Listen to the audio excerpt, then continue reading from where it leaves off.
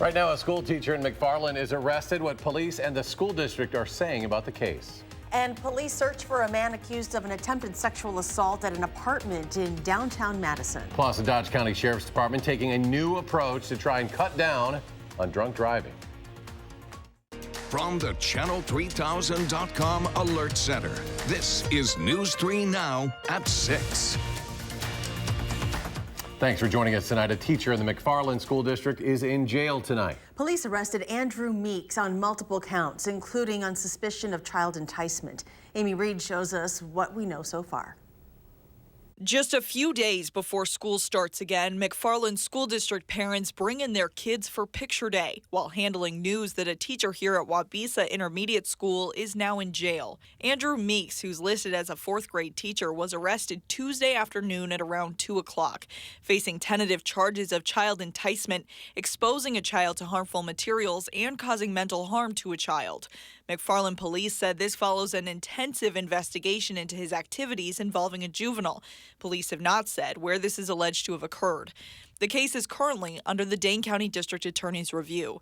McFarland Superintendent Andrew Bridell declined to do an on-camera interview with us, but said in a statement, the McFarland School District is saddened about the arrest of and charges filed against Andrew Meeks, and the district is cooperating with law enforcement, but principally focused on ensuring that the events do not negatively impact back-to-school activities for all of our students.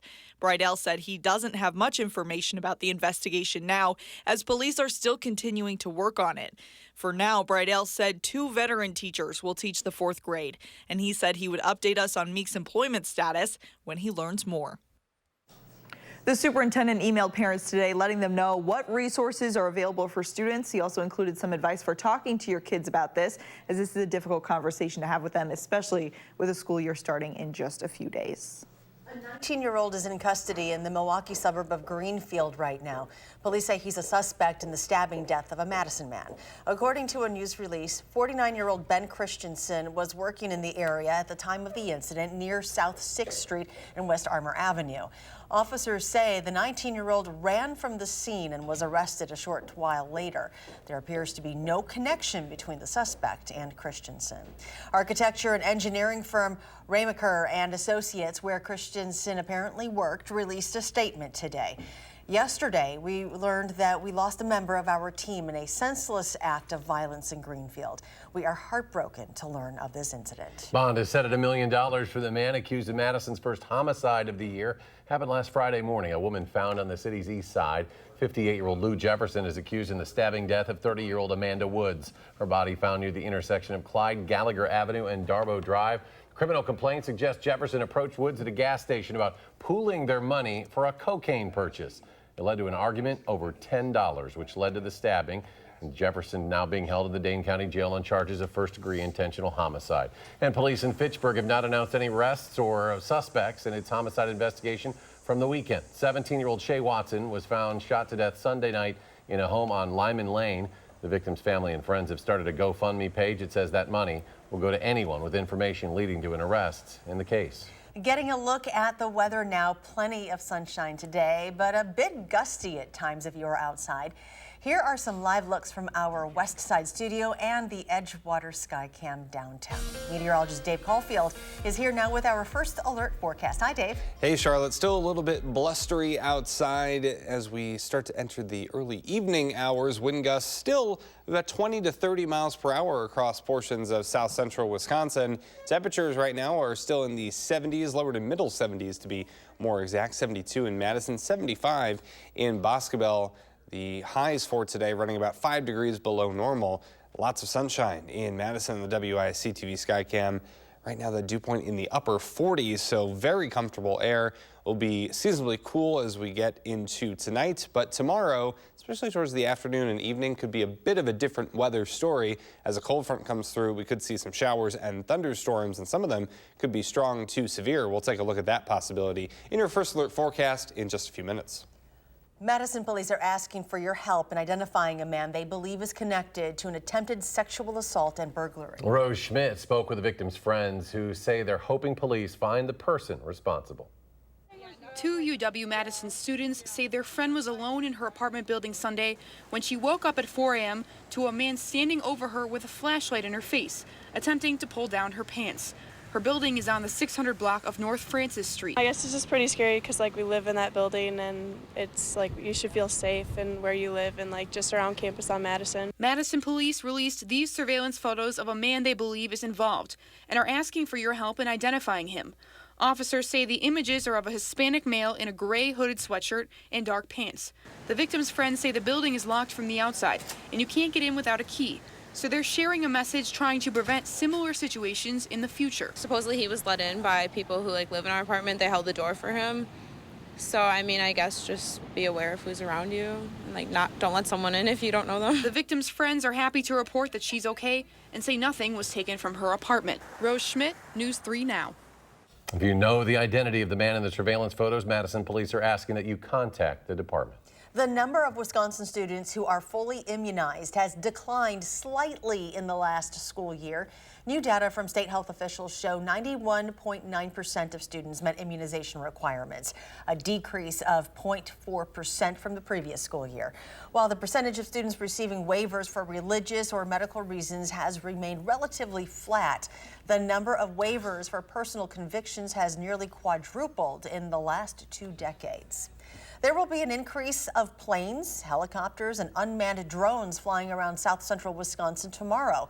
Multiple agencies are participating in several search and rescue exercises at Devil's Lake, Derrick Hughes Recreational Park in Adams County, and the Sauk Prairie Recreational Area. The most recent Department of Transportation data shows alcohol-related crashes kill nearly 200 people in Wisconsin each year. In Dodge County, the sheriff says they have 4 deaths they suspect are alcohol-related so far this year. Madeline O'Neill tells us about their new strategy to prevent more. Before hitting the road, the Dodge County Sheriff's Department wants you to remember just how quickly news can travel on social media. Just as fast as law enforcement can pull you over, your mistakes can be shared across Facebook. I see it almost every weekend, 3rd, 4th, 5th offender. Starting this week, the Dodge County Sheriff's Department is posting pictures and information of all those arrested for driving while intoxicated. 6 in the past week. Whether it's on social media or not, people are going to find out about it. If this policy had been in place in 2007, Michael Clemmy's mugshot would have been among them. I pretty much rolled my eyes at it, and I'm like, I'm just going to get a slap on the wrist. And I think that was kind of karma. 3 years ago, the woman he was dating, It was only for 6-7 months, regardless. It could have been 6 or 7 years. was hit and killed by a drunk driver. And it still eats up to me to this day, and it always will. Now he begs anyone who's been drinking to stay out of the driver's seat. He says that's the best way to stay off the Sheriff's Department's Facebook posts. If you're embarrassed by it, here's a simple solution. Don't drink and drive. But for many on Facebook, it's more complex. The first post drawing 350 comments and counting. One saying, "This makes me very uncomfortable," with many worried about publicly shaming those who haven't been found guilty yet. That's a lot better than going to a funeral and having scarred feelings for the rest of your life. Clemmy's already learned the hard way. It's heartbreaking. A lesson he hopes the posts will teach others more quickly. There is a phone call away, an Uber, take the Shoelace Express. Even if you got to call that ex-girlfriend, you really don't want to do it. It beats getting a DUI. In the Sheriff's Department's post, it says while all the arrest information posted is public record, it's important to remember that everyone is innocent until proven guilty in the court of law. In Dodge County, Madeline O'Neill, News 3 Now. Dodge County Sheriff was too busy for an interview on this story today. News 3 Now also reached out to a number of those upset by the new social media policy.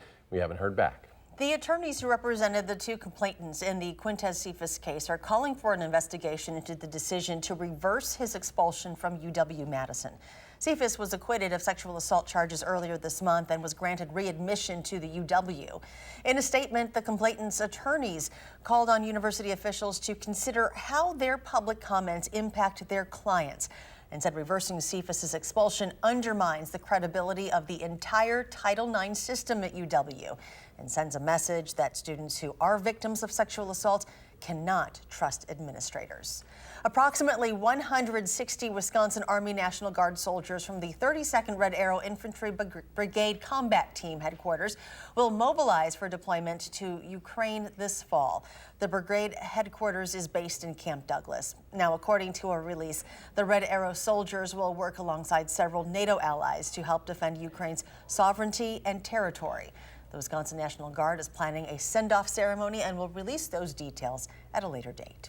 Still ahead tonight, a sneak peek inside Madison College's newest campus on the city's south side. Plus, Midwest Express announces its initial destinations today as the company works to finalize a comeback.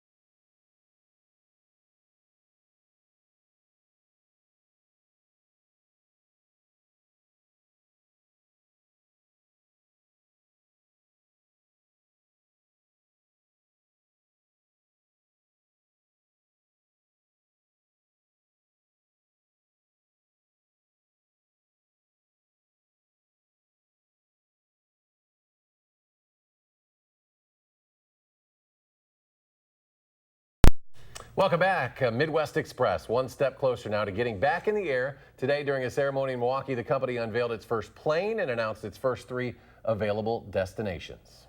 I'm excited to announce the initial routes we're going to serve with this aircraft. We'll be flying to Grand Rapids, Michigan. We'll be flying to Omaha, Nebraska, and we'll be flying to Cincinnati, Ohio. Those will be our first 3 routes. Airline also promised its popular warm chocolate chip cookies baked right on board that they will return as well. The company hopes to have the first plane taking off before the end of the year. Today, we are getting a sneak peek inside Madison College's new Goodman campus. Construction on the facility started about a year ago at the intersection of Park and Perry Streets. The school says it is 75,000 square feet of state-of-the-art technology. Classes begin next Tuesday at the building, and so far the college says they have about 1,600 students enrolled. The building's capacity is about 4,500 students, which Madison College is expected to hit in the next few years.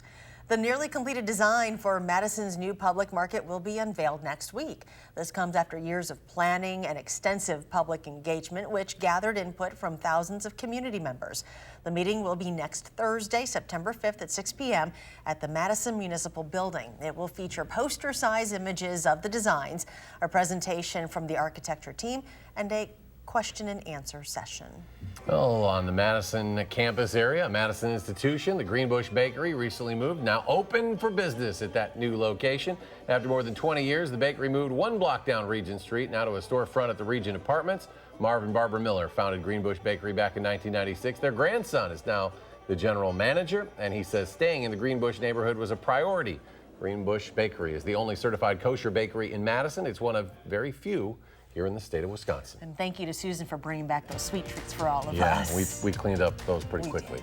Still ahead tonight in sports, some afternoon baseball at Miller Park. The Brewers trying to salvage a win against those division-leading St. Louis Cardinals. But first, the chance for some storms returning tomorrow. Meteorologist Dave Caulfield will have his full forecast straight ahead.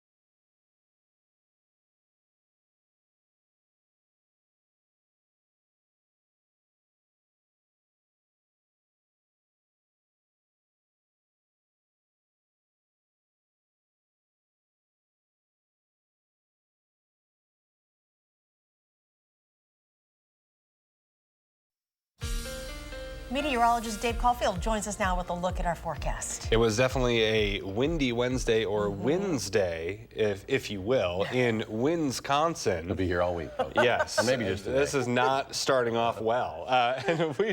We actually had some pretty gusty winds today on this Wednesday. Let me pronounce it correctly. About 30 to 40 miles per hour across Wisconsin, and really all the upper Midwest was pretty blustery on this hump day. As we take a look at Doppler track, really not much to show for the low pressure system well to our north and high pressure to the south, creating that pressure gradient, that difference in pressure from point A to point B. We're right in the middle of that, so we cashed in on those pretty gusty westerly winds, but we're quiet on Doppler track. However, as we get into tomorrow afternoon, that may not be the case as a cold front comes through. Some showers and thunderstorms could be sparking up right around this time tomorrow, maybe a little bit earlier in the afternoon. But now Madison and spots southeast under a slight risk of severe weather, so that has been upgraded since this morning and afternoon. That's level 2 out of 5. The main severe weather threats that we are potentially looking for would be some hail and some gusty straight line winds,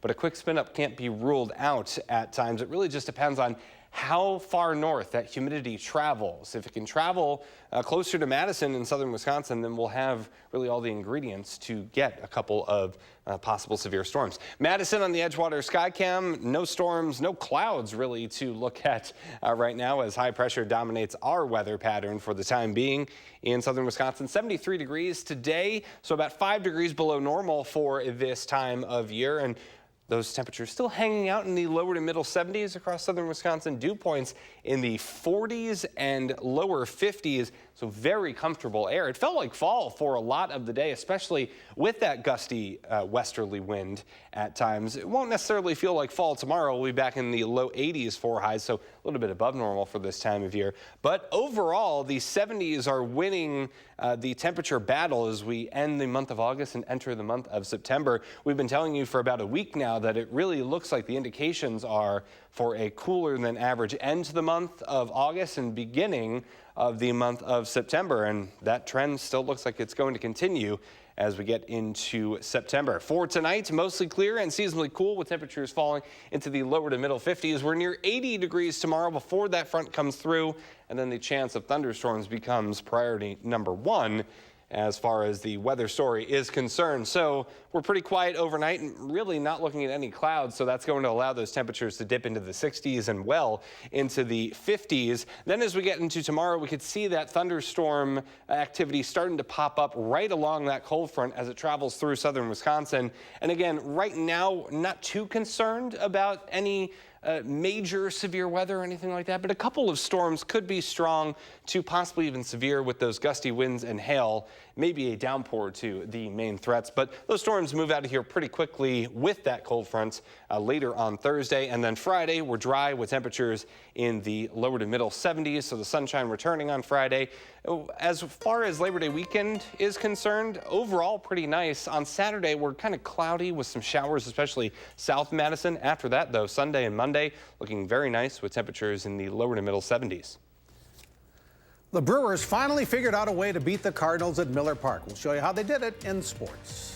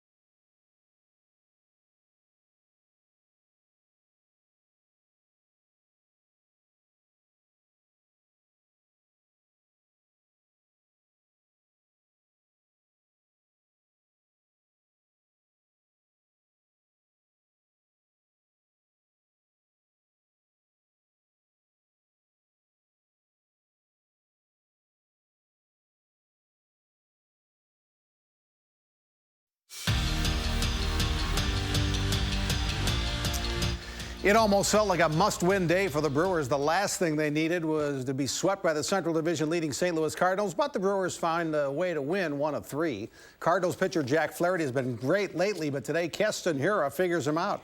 Hiura hits a homer, drives in 3. The Brewers take a 3-0 lead, and their pitching backs that up. Jordan Lyles has a good start. Junior Guerra is a great bridge, and Josh Hader has 2 perfect innings to close it out. Final score, Brewers 4, Cardinals 1. Brewers off tomorrow, and then they'll play the Cubs at Wrigley Field Friday afternoon.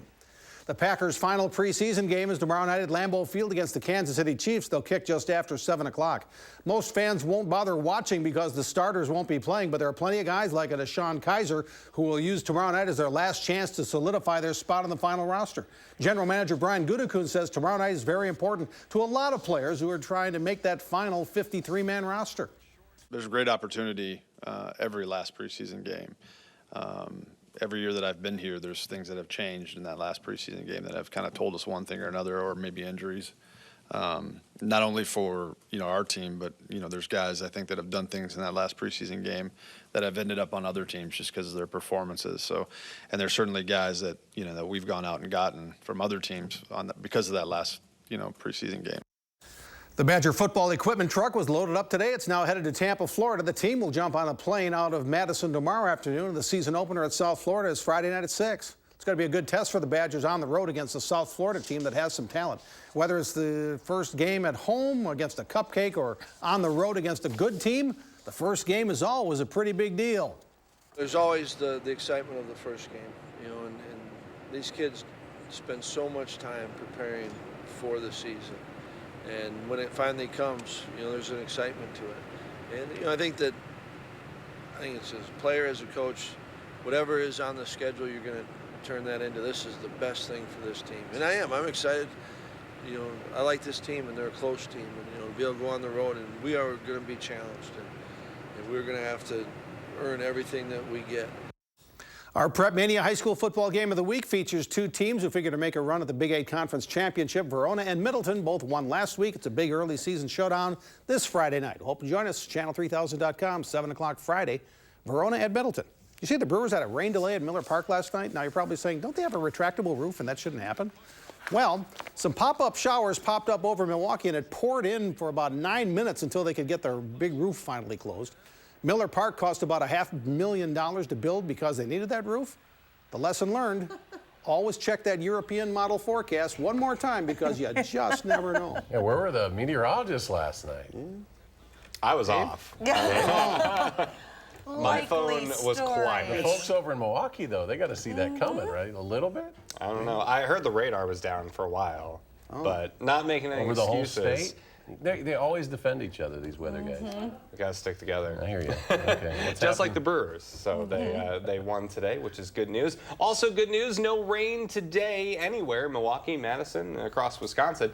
We are looking at wall-to-wall sunshine right now in the WISC-TV Skycam. Still a little bit gusty out there with wind gusts of about 15 to 25 miles per hour across south central Wisconsin. Those temperatures dipping through the 60s this evening. We'll reach overnight lows in the lower to middle 50s with clear skies as we get into tomorrow. Temperatures near 80, so warmer, still breezy with the chance of some showers and thunderstorms. Some of those storms could be a little bit on the strong side, maybe even severe. So we'll watch that tomorrow afternoon and early evening, but we should dry out for Friday.